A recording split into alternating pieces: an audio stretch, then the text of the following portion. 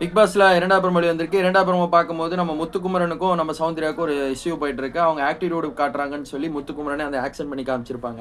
அந்த விஷயத்துல வந்து பார்த்தீங்கன்னா, நான் ஆட்டிட்யூட் காமிச்சேன். நான் எங்க காமிச்சேன் அப்படின்னு சொல்லும்போது முத்துக்குமரன் அத ஆக்ஷன் பண்ணி காமிச்சிருப்பாங்க. இன்னொரு பக்கம் டாஸ்க் நல்ல பிசிக்கல் டாஸ்க் போயிட்டு இருக்கும்போதே வந்து பார்த்தீங்கன்னா, திரும்ப யாருக்கும் அடிபட்டுருக்கும் போல. அதுங்காட்டி வந்து பார்த்தீங்கன்னா, கேம நிப்பாட்டுற நிலைமைக்கு வருது. கேம நிப்பாட்டுங்கடா, நிப்பாட்டுங்கடான்னு நம்ம விஷால் அவங்க கத்திக்கிட்டே இருக்காங்க. ஆனா யாருமே நிப்பாட்டுற மாரி தெரியல. இதுல கடுப்பான விஷால் அவங்கள விட ரயான் அவங்க பயங்கரமா கடுப்பாயிட்டாங்கன்னு சொன்னாங்க. ஒருத்தவங்க மெடிக்கல் இஷ்யூ போயிட்டு இருக்குடா, தயவு செஞ்சு அந்த கேமை நிப்பாட்டுங்க, நீங்க வாட்டுக்கு விளையாண்டே இருந்தீங்கன்னா என்னடா அர்த்தம் அப்படின்னு சொல்லி சொல்றாங்க. அதுக்கு ஜாக்லின் என்ன சொல்றாங்கன்னா, டேய் விளையாடுறவங்க விளையாட்டு போட்டுண்டா, அதை பத்தி எனக்கு கவலையே கிடையாது, நீ எதுக்கு நீ கவலைப்பட்டுட்டு இருக்க அப்படின்னு சொல்லி ஜாக்லினை வந்து ரயான்கிட்ட வந்து சொல்லிட்டு இருக்கான்னு சொன்னாங்க. ரயான் அவங்களும் வந்து கருத்தான பாயிண்ட் தான் வைக்கிறாரு. ஒரு மெடிக்கல் இஷ்யூவா போயிட்டு இருக்குன்னா அவங்களுக்கு என்ன நடந்திருக்கு ஏது நடந்திருக்கு நம்ம தெரியணும்னா கேமை நிப்பாட்டினா தான் அங்கே என்ன நடக்குதுன்னு தெரியும். அது கூட புரிஞ்சுக்க முடியாம எல்லாம் கேம்குள்ள விளையாண்டே இருந்தாங்கன்னா நல்லாவா இருக்குது அப்படின்னு சொல்லி ஒரு கருத்தை வைக்கிறாங்க. இன்னொரு பக்கம் முத்துக்குமரன் என்ன சொல்றாங்கன்னா, ஒருத்தனோட சுயநுழைவு நம்ம தெரிஞ்சுக்கணும்னா கண்டிப்பா வந்து இப்படி நம்ம விளையாட அவங்க நம்ம ஸ்டாப் பண்ணி நம்ம இருந்துக்கலாம். மித்தவங்க விளையாடுறவங்க விளையாட்டும். அவங்களோட மைண்ட் செட் எப்படி இருக்கு, அதே மாதிரி வந்து பார்த்தீங்கன்னா அவங்க சுயநினைவா இருக்காங்களா அப்படின்னு சொல்லி தெரிஞ்சுக்கலாம் அப்படின்னு சொல்லி சொல்றாங்க. எல்லாமே செல்ஃபிஷா தாங்க வீட்டுக்குள்ள இருக்காங்க. செல்ஃபிஷ் இருக்கலாம். ஆனா ஒருத்தவங்க மெடிக்கல் இஷ்யூ வரும்போது விளையாடணும், நான் விளையாட்டு தான் முக்கியம், ஆனா கல்லு தான் முக்கியம்னா யாருங்க ஒத்துக்குவா சொல்லுங்க? இது மாதிரி பண்ணவே கூடாதுங்க. இது பிக் பாஸ்க்கு உண்டான அழகே கிடையாது. ஒரு rules and regulation Bigg Boss வீட்டுக்குள்ள குடுக்குறாங்கன்னா, அத ஃபாலோ பண்ணி விளையாடுறத ஒரு நல்ல ஒரு அழகுன்னே சொல்லாங்க.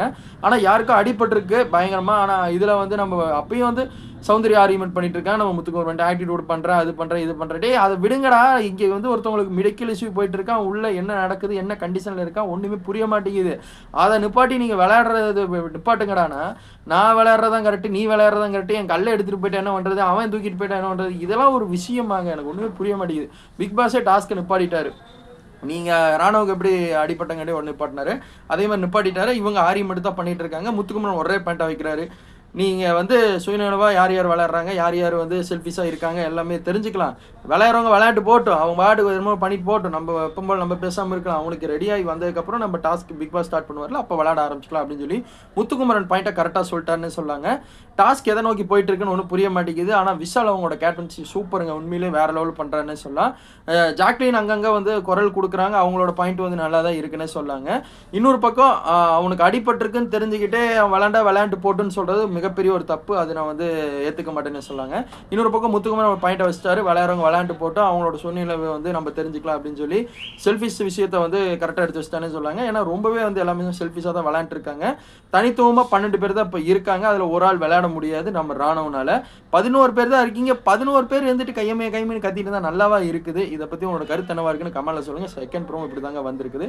பிக் பாஸ் எப்படி இருந்துச்சு சப்ஸ்கிரைப் பண்ணுங்க. தேங்க்யூ ஃபார் வாட்சிங் வீடியோ.